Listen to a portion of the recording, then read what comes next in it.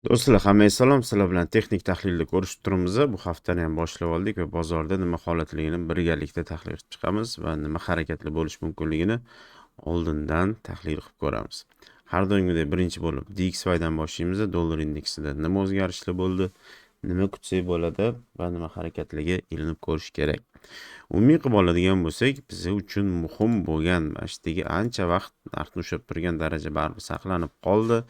Tepaga harakat boshlandi, lekin hali yomon kunlar ortda qoldi deb aytishga sal voqliroq, sababi baribir biz mana shu zonadan hali to'liqona chiqib ketganimiz yo'q. Shuni hisobiga DXYda bu hafta davomida bir nechta yangiliklar bor. Bugun o'zi PMI, ya'ni xizmat ko'rsatish sektoridagi statistik ma'lumotlar ham chiqadi. Bu ham dollarga qisman yordam berish kerak, lekin umumiy hozirgi holatda katta o'zgartirish kiritish qiyin bo'ladi.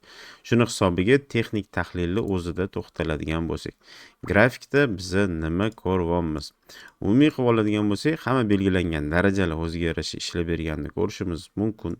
Mana buni minora tortadigan bo'lsak, hozir nima harakat ko'ryapmiz? Umumiy target hozir bizda aynan mashdagi likvidностьga, ya'ni shu darajani o'ziga ham harakat bo'layotganini ko'rishimiz mumkin. Bugungi target shu va undan keyingi harakatlar qisman kichkina korreksiyadan keyin biza balki yana qaytib mapdagi zonalarga qaytib tushishimiz mumkin.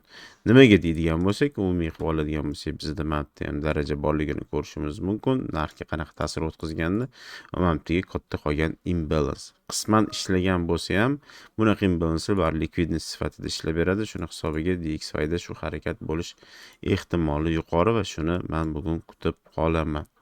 Keyingi instrumentimiz yevro dollar. Umumiy holatda bizda o'zgarish hozircha yo'q, chunki DXY bizda mana bu darajadan pastga tushgani yo'q. Yevro dollar deysizlarda bo'lsa, bu atrofida turganda biz mana bu zonani belgilab qo'ygan edik, tushishimiz kerak deb. Sekin harakat bo'ladigan bo'lsa ham narx ancha tushganini ko'rishimiz mumkin bu atrofdan. Hozir qatgacha harakat bo'lish ehtimoli bor. Umumiy qilib oladigan bo'lsak, mana bu yerda SIC ga o'xshagan daraja borligini ko'rishimiz mumkin. 1 soatlik o'tkazadigan bo'lsak, bu to'liqona daraja sifatida ko'rinish kerak bo'ladi va mana ko'rganingizdek, buni sal korreksiya qilib qo'yadigan bo'lsak, bizda bu kuchli zona sifatida turganini ko'rishimiz mumkin. Va hozirgi holatga bizga filtr bo'lib beradigan daraja aynan shu va aynan shu yerga kelganda biz dalcha pastga ketamizmi yoki tepaga biz undan dalcha tepaga ketamizmi, bu narsani yordam beradi, aynan harakatini aniqlab berishga. Kunli time frame'da to'xtaladigan bo'lsak, men hozircha tepaga harakatga hech qanaqa sababli ko'rayotganim yo'q. Sweep bo'ldi tepadan, pastga yaxshigina harakat bor, strukturani o'zgargani ham bor. Shuni hisobiga bizda OT zonani hisobga oladigan bo'lsakkina, faqatgina bizda sal teparoqda mana bu zona borligini ko'rishimiz mumkin. Bu zona ham darajaga to'g'ri keladi-yu, mana bu ssenariyga sal o'zgartirish kiritib, bu tepaga zonaga o'tgandan keyin qisman tepa harakat va undan keyin pastga yurish ehtimoli yo'q emas. Mana bu darajaga narx yaqinlashganda ko'rishimiz kerak, aynan masha atrofida biz qaror qabul qilishimiz kerak bo'ladi. Keyingi instrumentimiz funt. Funtda biz nima holatda ko'rib turibmiz? Umumiy oldingi tahlillardan qolgan darajalarni shuni yonga tortadigan bo'lsak, qilamiz. Bizda nima holatligini ko'rish osonroq bo'ladi. Biz hozir, ya'ni tepadagi qismga o'tganimizni ko'rishimiz mumkin. 4 soatlikda biz ko'radigan bo'lsak, darajani aynan qaysi tarafda tortish kerakligini ko'rishimiz osonroq bo'ladi. Ya'ni biz vaqt tortadigan bo'lsak, mantiqqa yaqinroq va hozirgi holatda o'zi turgan joyini o'zida biz pastga harakat boshlanish ehtimoli borligini ko'ryapmiz.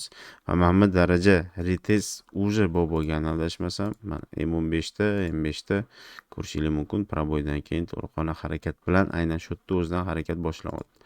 Va bu yergacha tushish ehtimoli hozircha yo'q, chunki bu darajaga hozir qaytib keladigan bo'lsak, tushib ketib qolish ehtimoli bor.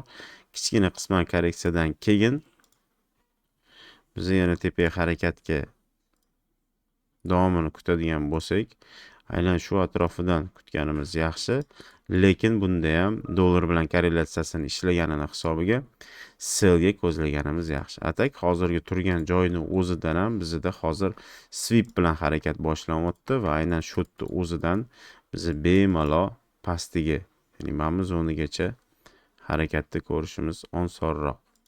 Bu M5, ya'ni sirasi darajagacha tortib qo'ysa ham bo'lar ekan. Chunki mana zona aktual. Hozircha aynan mana shu atrofdan pastga harakat qidirganinglarni maslahat berardim. M5, M3 shu atrofidan biz ikkinchi kolinasiga ilib olganimiz yaxshiroq. Bugungi target aynan shu. Va eng qizig'i tilla. Tillada biz nima harakat kutganimiz yaxshi. Men oldingi hafta juma kuni qarab qo'yganimda aynan mana shu darajani o'z belgilab qo'ymoqchi edim. Ключевой daraja hozirgi holatda biz nimani kutsak bo'ladi. Umumiy qilib oladigan bo'lsak, hozircha polniy sellga ssenariy o'zgargani yo'q. Dollar bilan korrelyatsiyasini hisobga oladigan bo'lsak, har doim ham ishlamayapti. Umumiy qilib pastiga likvidnostni ham biz hisobga olishimiz kerak. Undan tashqari tepasidagi mana darajani ham hisobga olishimiz kerak. Va hammasini inobatga oladigan bo'lsak, hozir turgan darajadan biz yuqoriga o'tib oladigan bo'lsak, yuqorida mahkamlanadigan bo'lsak, bizda harakat yana o'sha maksimumliga qarab yo'l oladi. Agarda biz shu atrofdan bugun уже pastga harakat boshlanganini ko'radigan bo'lsak, bizga ja bo'lmaganda M15 da tak, hozir topamiz. Hamma imbalans kerak bo'ladi. Va sizlarga tayyorlayotgan strategiya bo'yicha biz nima holatda ko'ryapmiz? Hamma narsani o'chirib tashlaydigan bo'lsak ham tak 4 soat emas, 1 soat va 1 soatda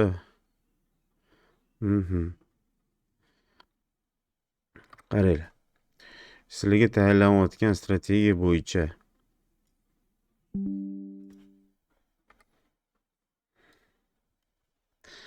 nimaga ahamiyat berishimiz kerak? Umumiy qilib oladigan bo'lsak, bizga sell signal уже bo'lgan, bunga hamma yetarli ko'rsatkichlar bor, chunki umumiy qilib oladigan bo'lsak, mana nakoplenияdan biz chiqish holatini ko'ryapmiz. Bu yerda ham пересеченияsi ham birgalikda bor va bizga birinchi bo'lgan signalni, ya'ni biz pastga harakat kutadigan bo'lsak, bizda уже mana ketma-ketlik bilan sekin-sekin bo'lyapti. Shu indikatorlarni qo'shinglar. Birinchi sellga signal o'zi mana bu yerda bo'lgan ekan. Mana switchga to'g'ri kelyapti. Ya'ni mashitda o'zida bizda уже sellga signal bo'lgan, hozir ham bir nechta yig'ilyapti. Bundan keyin prozrachniy ochiladigan bo'lsa, biz sekin-sekin pastga harakat bo'lish ehtimoli yo'q emas. Shuni kuzatsanglar ham bo'ladi. Bu indikator ham hozircha mana nakoplenияdan proboydan keyin signallarimiz bor sellga. O'shanga targetda bugungini pastroqdan olsak bo'ladi. Xat deydigan bo'lsak, bizda hozircha aktualniy aynan mashiddagi zona. Bugun sizlar bilan bo'lishmoqchi bo'lgan tahlilim shulardan iborat. Kuzatishda davom etinglar. Nima savollar bo'ladigan bo'lsa, Telegramda davom etsak bo'ladi.